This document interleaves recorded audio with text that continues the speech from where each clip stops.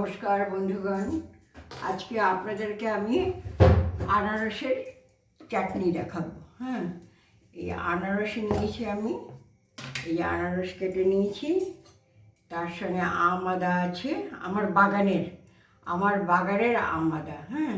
আপনার যদি আম আদা না থাকে তাহলে এমনি আদা গ্রেট করে দিও, তা আমি অতটা আম আদা দেবো না, এইটাকে একটু গ্রেট করে নামাবার আগে দেবো বলে রাখলাম।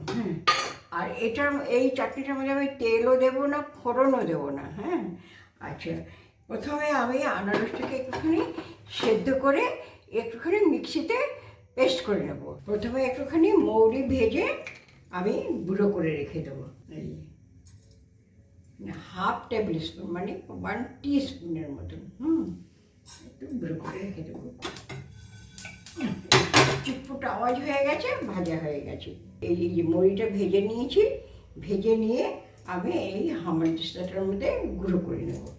এইবারে আমি আনারসটা এখানে দিয়েছি, দিয়ে একটু সেদ্ধ করে নেব। একটু সেদ্ধ হবে যখন, তখন নামিয়ে ঠান্ডা করব, ঠান্ডা করে মিক্সিতে একটু পেস্ট করে নেব। আমি এইটা গোটা গোটা রাখবো না আনারসটা, ওইটা হলো পেস্ট করে করবো আমি। তার মানে এটা একটু সেদ্ধ হোক, আর আমি ততক্ষণে হামানদিস্তার মধ্যে এটা গুঁড়োটা করে রাখি, কারণ এরপরে গুঁড়ো করা যাবে না, ঠান্ডা হয়ে যাবে। এই যে আনারসটা আমি একটু মিক্সিতে ঘুরিয়ে নিয়েছি। এবার এর মধ্যে দেবো হচ্ছে একটু এই যে নারকেল কুড়িয়ে রেখে দিয়েছি, সেই নারকেল কোড়াটা দিয়ে দেবো, আর কিছু খেজুর আর কিশমিশ রেখেছি। খেজুরটা আমি এরকম লম্বা লম্বা করে কেটে নিয়েছি। এই যে লম্বা লম্বা করে কেটে নিয়েছি, খেজুর আর কিশমিশ দিয়ে দেবো, আর চিনিটাও দিয়ে দেবো। 1 2 3 দিলাম, বেশি দিলাম না, টেস্ট করে বুঝে তারপরে দেবো। আমার একটা চিনির প্রবলেম, তো সেই সুগার আছে বলে আমি চিনিটা ঠিক হাত খুলে ঢালতে পারি না, টেস্ট করে তবেই ঢালবো। আচ্ছা, এটা এবারে এখন ফুটতে থাকুক। আমি ততক্ষণ আম আদাটা গ্রেট করে নেব, এই গ্রেটারের সাহায্যে গ্রেট করে দেবো। এইটা আমি নামাবার একটু আগে দেবো, আর এর সময় একটা পাতিলেবুর এক টুকরো পাতিলেবুর রস দেবো পরে। এর মধ্যে আমি ছোট্ট একটুখানি এক টুকরো দারচিনি দিয়ে দেবো, এই যে ছোট্ট একটা টুকরো, কারণ অল্প চাটনি তো, ছোট্ট একটা টুকরো দারচিনি দিয়ে দিলাম।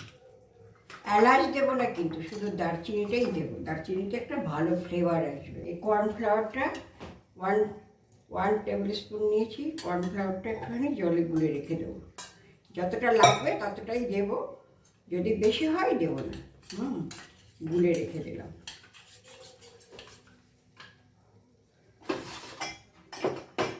আর এবারে হচ্ছে, এটা এখনো হয়নি, রং দেখেই বুঝে যাচ্ছে এটা এখনো হয়নি। আচ্ছা, আর এই যে লেবু কেটে রেখে দিয়েছি, যে ছোট্ট সাইজের লেবু তো, এখন 2 টুকরো কিংবা 3 টুকরো হয়তো লাগতে পারে। আমি আম আদাটা এটার মধ্যে গ্রেট করে দিচ্ছি। আম আদাটা দিলে সুন্দর একটা ফ্লেভার হবে। আম আদা আমার বাগানে আছে, তাই আমি দিতে পারছি। আপনাদের যদি না থাকে তাহলে দেবেন না। হয় এমনি সাধারণ আদা একটুখানি গ্রেট করে দিয়ে দেবেন নামাবার আগে, না আমি দেবেন না। আমি চাটনিতে সাধারণত এমনি সাধারণ আদা, আম আদা না থাকলে সাধারণ আদা একটুখানি গ্রেট করে দিয়ে দিই, তাতে চাটনির স্বাদটা খুব ভালো হয়। তো আমার যেহেতু বাগানে আছে, সেজন্য আমি আম আদাটা ইউজ করছি। আরও 2 চামচ চিনি দিয়ে দিলাম আমি। চিনিটা গলে যখন একটু আঠালো ভাব হবে, তখন আমি এই যে আম আদাটা দিয়ে দেবো। আম আদাটা নামাবার কিছুক্ষণ আগে বলেছি তো, এই নামাবার প্রায় সময় হয়েও গেছে, এই দিয়ে দিলাম। এটাও একটু সেদ্ধ হতে হবে। এবার আমি লেবুটা চিপটে দিয়ে দেবো। খুব ছোটো সাইজের লেবুটা খুব একটা রস নেই, কাজে আমাকে মনে হয় একটা গোটা লেবুই দিতে হবে। লেবুর সাইজ খুব ছোট, তাই জন্য আমি গোটা দিচ্ছি। সেটা আপনারা বুঝে নেবেন যে কতটা রস বেরোবে না বেরোবে, সেই বুঝে দেবেন, টেস্ট করে দেবেন।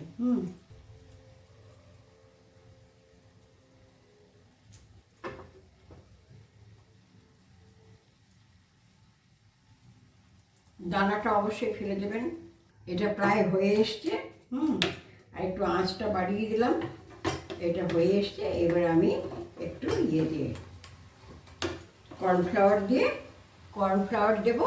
তারপরে এই যে মৌরি ভাজা গুঁড়ো করে রেখেছিলাম, নামাবার সময় মৌরি ভাজা করে দিই না, আর কিছু না। ভীষণ সিম্পল, অথচ খুব সুন্দর খেতে। করে খাবেন, তারপরে আমাকে কমেন্টসের মাধ্যমে জানাবেন যে কেমন হয়েছে। পাইনঅ্যাপেল বা আনারস, আমরা তো বলি আনারসের চাটনি। আনারসের চাটনির মধ্যে একটু দারচিনি দিলাম, ওটা দেওয়াতে খুব ভালো একটা স্বাদ হয়। আচ্ছা, এটা হয়ে গেল। সব কিছুই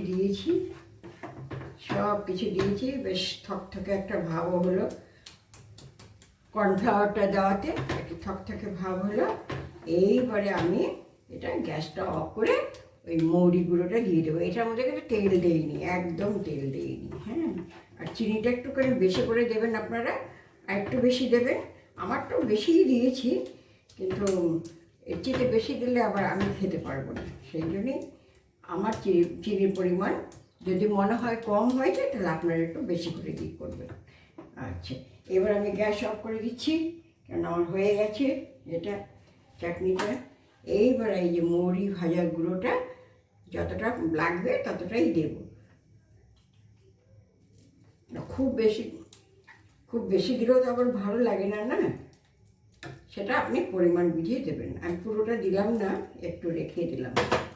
পুরোটা দিলে ভালো লাগবে না। হ্যাঁ, আমি বলতে ভুলে গেছি, আনারসটা যখন আমি সেদ্ধ করছিলাম তখন আমি একটু নুন দিয়েছিলাম, কিন্তু এখন মনে হচ্ছে নুনটা একটু কম, তাই জন্য আমি আরেকটু সামান্য হালকা নুন দিয়ে দিলাম।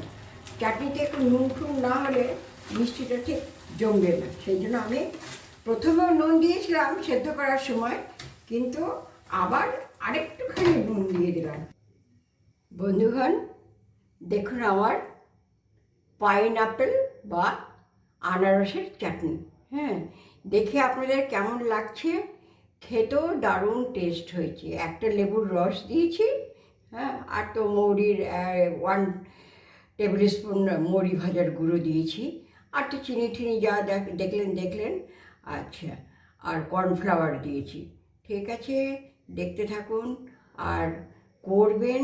করে কেমন লাগলো কমেন্টসের মাধ্যমে আমাকে জানাবেন। হ্যাঁ, এটা খুব সহজ সরল আর খুব অল্প সময়ের মধ্যে হয়ে যায়, গুছিয়ে নিলে অল্প সময়ের মধ্যে হয়ে যায়। ঠিক আছে, আর যেটা আপনাদের ভালো লাগলো কি মন্দ লাগলো সেটা কমেন্টসের মাধ্যমে তো জানাবেনই।